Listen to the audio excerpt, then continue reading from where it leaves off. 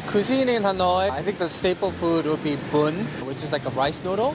And you can get that with a soup or without soup. In so many different variations, they have bun ga, which is fish, bun ga, which is chicken, bun thit bo, which is beef. So there's different variations, so many different toppings. It could be shrimp, it could be anything from seafood to common proteins that you find it in the market or at a store. One of my favorite restaurants to go to here is Grilled Fish. And the restaurant name is called Shaka Tanglong. It's actually in Old Quarter, and I think they have a couple branches, but that's a really popular place even for tourists and local people. And there's crab noodles, which is also good, rice crab noodle, bunziu. I'll recommend buncha, which is also very, very famous because President Obama came here and ate it. And recently, the CEO of NVIDIA also came here and he ate it on the street with his trademark black leather jacket. So buncha is very, very famous. Banh mi is another one that's like a sandwich that's very popular here. There are a lot, again, around this neighborhood where there are a lot of tourists.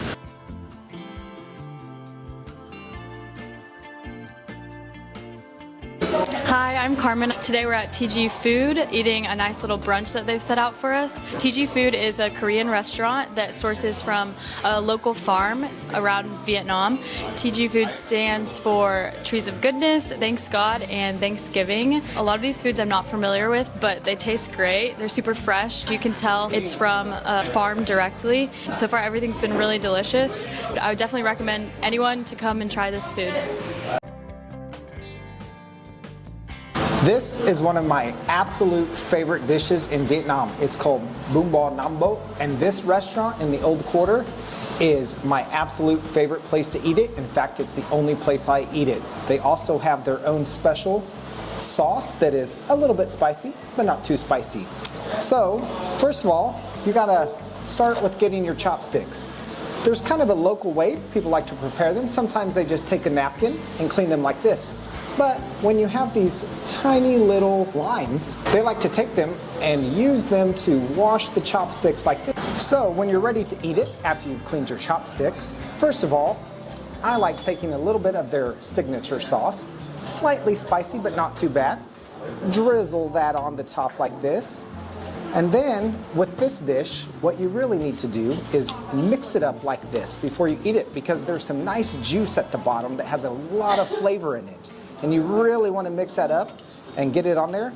You got some grilled beef, some bun noodles, some peanuts, some lettuce, some carrots, some bean sprouts, everything mixed in like this. You get all that and get some beef like this, some bun noodles, and absolutely delicious. All right, now we are at Pho To Tích.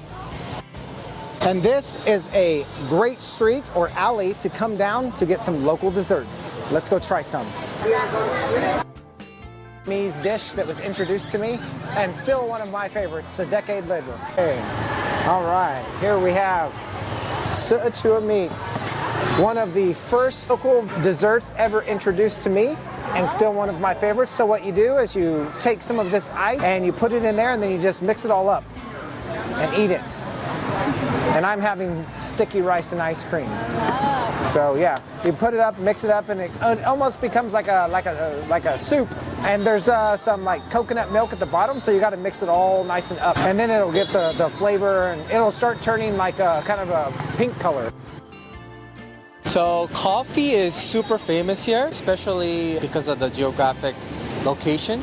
They're at the coffee belt, which means that they have really nice coffee beans. They're number 2 in the world for exporting coffee.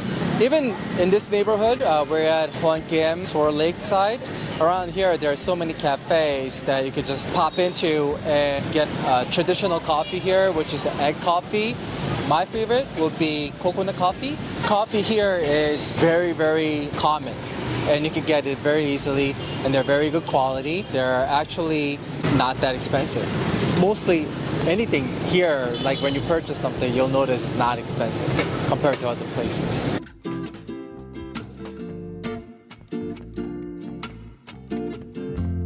So Joma is a bakery/cafe that is owned by a Canadian and the purpose of Joma is to bring Western cafe culture into Southeast Asia. One of my favorite things to drink at Joma is the avocado smoothie, especially when you add espresso. It's really good. One of my favorite bakery items is a chocolate croissant. It's very tasty. My favorite food items that I would recommend for anyone to try is a Nova Scotia or a smoked salmon. Both are smoked salmon. They include lettuce and tomato and cream cheese. So out of Vietnamese coffee options, we have 3 different options. There is a bok su, which is just the sweetened condensed milk, and then you have just black Robusta coffee, which is considered Vietnamese. We do not sell egg coffee, no. If you have never gone to Joma, I would recommend when you come in here, bring a book or bring something to enjoy or bring some friends to hang out with. It's a very welcoming space, lots of good seating, multiple floors for quiet time if you need it, but also time where you can talk. Out of food, I would recommend either doing a pastry or trying one of their meals. The meals are very tasty as well. And then I would also just recommend trying one of the coffees or tea. Yeah, everything's really great. I first heard about Simple because I met Julie, the owner, and I lived with her for about 10 days and she introduced us to the work they were doing here. They work with students who are neurodivergent and they give them an opportunity to learn what it looks like to work in the real workplace, and they train them for the market. And I just think that's so beautiful, the work they're doing here. Unfortunately, I am not a big coffee drinker, so I usually go for their tea latte. It's a classic and it's so good. And their butter croissants, very good. One of the things I enjoy about Simple is the atmosphere. It's very calm in here and it's a great workplace.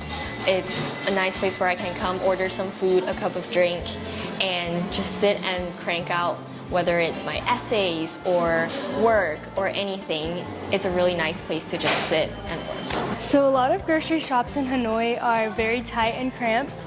So I would recommend, if you're going to go grocery shopping here, I would recommend creating a list first of everything that you want. And then just going in with a very open mind, because you don't really know what to expect until you get there.